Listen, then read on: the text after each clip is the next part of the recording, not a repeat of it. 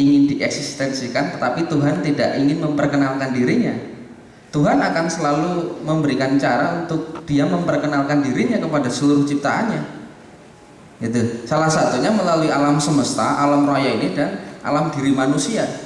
Sebenarnya bagaimana untuk membentuk kekuasaan segala macam, contohlah sistem tubuh manusia.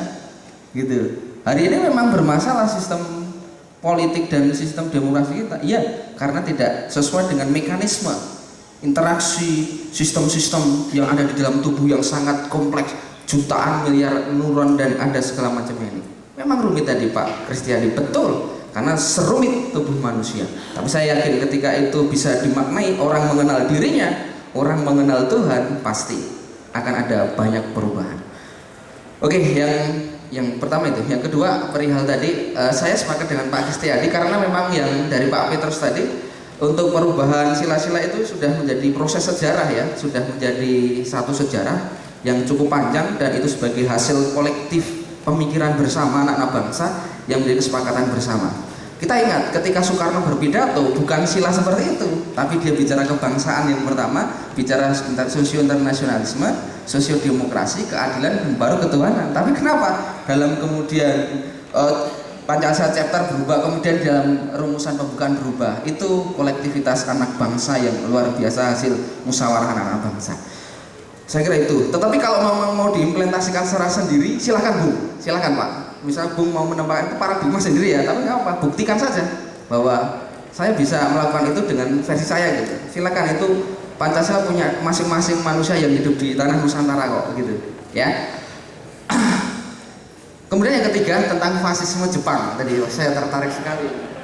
Ya memang, tapi saya katakan kita bukan keturunan Jepang, tapi untuk kita berterima kasih kepada Jepang, oke. Kalau kita lihat sejarah proses perjalanan ya, antara perebutan Belanda sama Jepang untuk membentuk negara bonekanya itu, kita cukup berterima kasih. Tetapi itu masa lalu lah, oke, kita tinggalkan saja masa lalu untuk sebagai kita lompat untuk masa depan. Tetapi kenapa namanya gerakan Fajar Nusantara? Gerakan sesuatu yang moving forward, satu yang bergerak. Orang yang tidak bergerak mati, orang yang tidak bergerak di air tidak renang mati. Kita membutuhkan sebuah gerakan. Kalau kita hanya berdiam diri, ketap, itu bermasalah nanti. Harus ada sebuah sesuatu yang bergerak. Antara pemikiran, perkataan, dan perbuatan, bergerak. Kenapa fajar?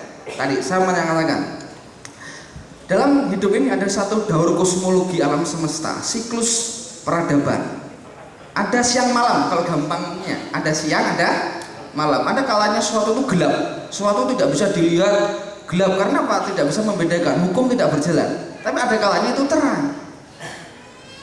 Seorang profesor dari Amerika, Nation University, John Lawler, dia mengatakan siklus perubahan peradaban 200 kerajaan di dunia itu berlaku setiap 1400 tahun sekali. Perubahan antara peradaban monolitik dan perbedaan peradaban fragmentari.